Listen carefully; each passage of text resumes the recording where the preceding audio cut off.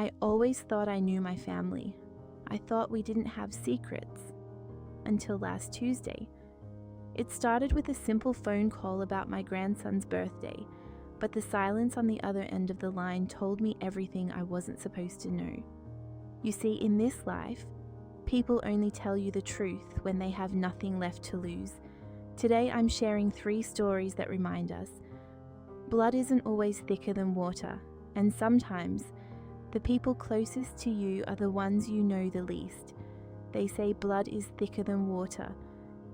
I used to believe that. I built my entire life around that belief. But last Tuesday, standing in my kitchen holding a crumpled piece of cardstock I fished out of my own son's garbage bin, I realized that sometimes blood is just the thing that stains the deepest.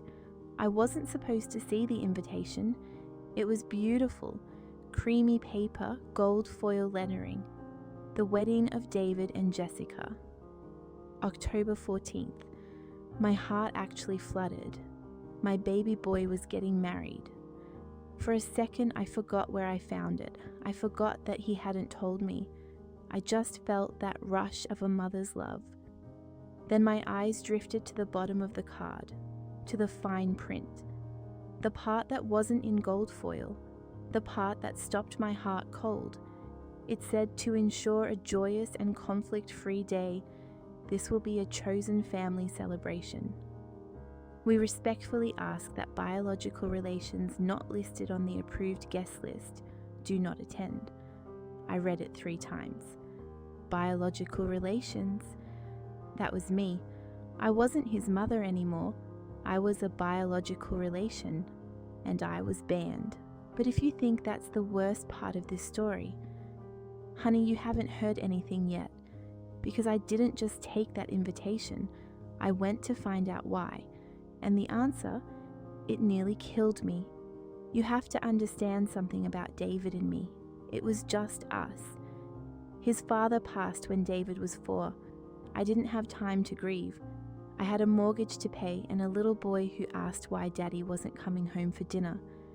I worked 2 jobs for 18 years. I missed school plays to pick up overtime shifts so he could have the new sneakers. I ate toast for dinner so he could have steak. I didn't date, I didn't take vacations. David was my sun, my moon, and all my stars. And he was a good boy. He really was. Until he met Jessica. Look, I know how mothers-in-law sound. Oh, she wasn't good enough for him. It wasn't that. She was beautiful. She was successful. A corporate lawyer in the city. But she was cold. The first time he brought her home for Christmas dinner 5 years ago, I made a roast. My grandmother's recipe. The house smelled like rosemary and garlic for 3 days. Jessica took one look at the plate, wrinkled her nose and said, "Oh, David didn't tell you. We're plant-based now. I can't eat this." David just looked at the floor. "Sorry, Ma. We should have mentioned it." I ended up making them peanut butter toast while my beautiful roast went cold on the counter. It started small like that. Little erasures of who he used to be. He stopped calling on Sundays. He missed my 60th birthday because Jessica had a work crisis in the Hamptons that required both of them. I swallowed it all, because that's what mothers do. We swallow the hurt so our children don't have to taste it. I told myself, as long as he's happy. When I found the invitation in his trash last Tuesday, I was watching his dog while they vacationed in Bali. They hadn't even bothered to hide it deep in the bin. It was right on top, like yesterday's newspaper. I should have just put it back. I should have respected the clear message that I wasn't wanted. But that biological relation line, it ate at me. It felt malicious. It felt like Jessica's handwriting, even if it was printed. I needed to hear his voice. I needed my son to look me in the eye, or at least tell me over the phone that he was throwing me away. I called him that night. It was late there, morning here. It rang 4 times. Then it went to voicemail. "Hey, this is David, leave a message." I sighed. I started to lower the phone to hang up without leaving a message.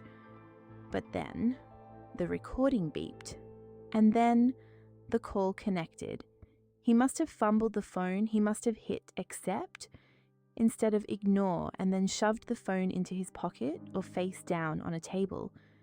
Because I didn't hear, "Hello, Mom." I heard background noise, clinking glasses, waves crashing, and then his voice, crystal clear. "I don't know, Jess. It feels extreme. She's still my mom." My breath caught in my throat. I pressed the phone harder to my ear. Then I heard her voice, ice cold. "David, we talked about this. It's part of the branding. We're selling a lifestyle on Instagram. The self-made couple. The breaking toxic cycles narrative." Branding toxic cycles? She continued, "Look at her life, David. It's sad. She's needy. If she comes to the wedding, she's going to cry. She's going to wear something embarrassing from 1995, and she's going to ruin the aesthetic in the photos. Do you want that on your feed forever?" I sat down on my kitchen floor. The cold tile seeped through my jeans. "I know," my son said. His voice was weak, pathetic. "But to ban her, it's a mercy, David," Jessica said, and I could hear the smile in her voice. "Besides, she doesn't have the money for the destination gift registry anyway. It would just be embarrassing for everyone. Just tell her we eloped later. She'll believe anything you tell her. She always does." I heard ice rattle in a glass. Then the line went dead. I sat on that floor for 3 hours. The sun went down. The house got dark. They weren't excluding me because I was mean. They weren't excluding me because we had a fight. They were excluding me because I didn't fit their aesthetic. Because my love, the love that paid for his college, the love that kept him warm, wasn't Instagrammable. I was embarrassed, not of myself. I was embarrassed for him. They got back from Bali yesterday. He came over to pick up the dog. He looked tan, happy. He gave me a side hug. "Thanks for watching Buster, Ma.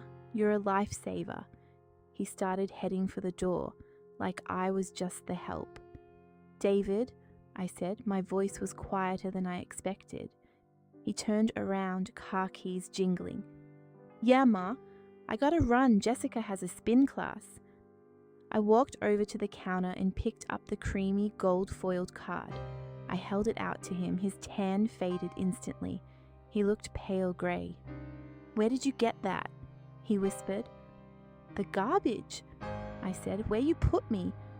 He started stammering, the same way he did when he was 10 and broke the neighbor's window. "Ma, no, it's not like that. It's complicated. The venue is small and Jessica's family is huge and..." I held up my hand. "Stop!" I pulled out my phone. I pressed play on the voice memo I had recorded of their call. Jessica's voice filled my small kitchen. "She's going to wear something embarrassing, ruin the aesthetic. She'll believe anything you tell her. She always does." David froze. He looked like he was going to be sick. "Ma, don't," I said. I didn't cry. I think I was all cried out. "You know, she was right about one thing. I did always believe you, because I thought you were the same boy who used to save his allowance to buy me a birthday card." I walked to the door and opened it for him. "But that boy is gone, and the man standing here, I don't know him, and quite frankly, David, he doesn't fit my aesthetic." He left. He tried to call twice today. I haven't answered. I don't know if I'll go to the wedding. Probably not.